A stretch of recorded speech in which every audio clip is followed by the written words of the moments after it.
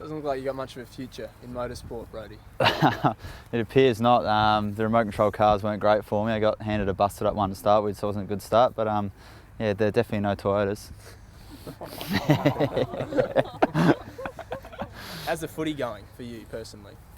Yeah, good. It's been a good pre-season. I think any pre-season you can stay out in the park the whole time and get all the sessions in is a good one. So definitely confident going into the JLT series and then into round one. Injuries have been a problem for you in the past, not something you've had to worry about at all throughout the pre-season? No, it's been really good. So the body's held up well, and it's my 7th pre-season now, so the body's adapted, and I'm able to do all the sessions and get through relatively unscathed. You're just looking forward to playing now, Brodie, watching a few games on the TV. I'm sure you're just probably champing at the bit to get out and play some games. Yeah, I guess it's unlucky, the footy finally comes around and we have a bye first up, so yeah, itching to get out there next weekend, and it's good to put the pre-season running behind us and finally get out there and play. Disappointing, obviously, for Rory to cop the injury. How much of a blow for him and for the team, I suppose? Yeah, obviously it is. He's obviously one of the premier midfielders of the competition, and for an unfortunate incident like that to happen so close to footy startings, yeah, it's unfortunate, but I guess we'd rather it happen now than during the year. So he's got a few weeks to get himself right, and hopefully he'll be there round one. Same with Crouch and Lever. Are they concerned getting these injuries this time of year? I guess it's the same thing. We're not playing at the moment, so you'd rather it happen now. But I guess with those guys, it's the young bodies, so we're not sure how they'll come up from the injuries. But we've got a really good medical staff here, so they'll put them in the best stead, and again, hopefully aim for round one with those two. And what about Tomo as well with his shoulder? How's he tracking? Yeah, he's going well. He's doing some footy drills now, so obviously going pretty easy on him, and he knows his body really well, so he'll take all the time he needs, and won't have to risk him too much there. So how did Roy's injury occur on Friday? I'm not actually sure, to be honest. I was playing down back at the time, and just looked up and he was on the ground, so I'm not. It was an incident. I think it was him and JJ came together, and it just came up worse for wear. So I'm not actually sure how it actually happened. Was it a full-on 18 versus 18 trial? We've been doing some match simulation at training, building up to 4 quarters. So we eventually got there, and Friday was the time we were able to get 4 quarters of match simulation. So yeah, we've done 1 quarter, 2 quarters, build up to that. Your role this year, mate, will that change at all? What sort of role will you play? I think a lot of the guys are looking to play different roles this year. It's been a focus of ours for everyone to be flexible. So everyone's spent a little bit of time in different areas over the pre-season, and so myself, I've done defenders and midfield, and I've played a lot of footy down back, and I'm comfortable down there. So I think it's where I'll play the majority of footy. Right, just get some stints in the midfield too to break it up like some of the other blokes. Yeah, that's what we'll aim to do, and like I said, a number of guys have rolled through, and yeah, so we'll just look to play a number of roles.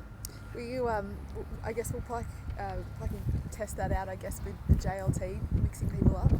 Yeah, I'm sure you'll see over the next 3 weeks a lot of guys roll through centre bounce, and a few new players come down back and up forward as well. So I guess this is the time now to really test out that flexibility and see what guys can play different roles. Is there 1 or 2 that look like really working? Is there 1 or 2 blokes who have changed roles who have shone? Curtly Hampton's moved up to the midfield and he's trained really well. Richie Douglas has done some stuff down back and really impressed. And Rory Laird's done a little bit of midfield stuff as well. So, like I said, a lot of guys have played those different roles, and yeah, it's working well in pre-season, but I guess you never know until you put it out on the park. How important to have flexibility? We saw, I guess, you've taken a bit of a note from the Western Bulldogs last year. How important is that in modern footy?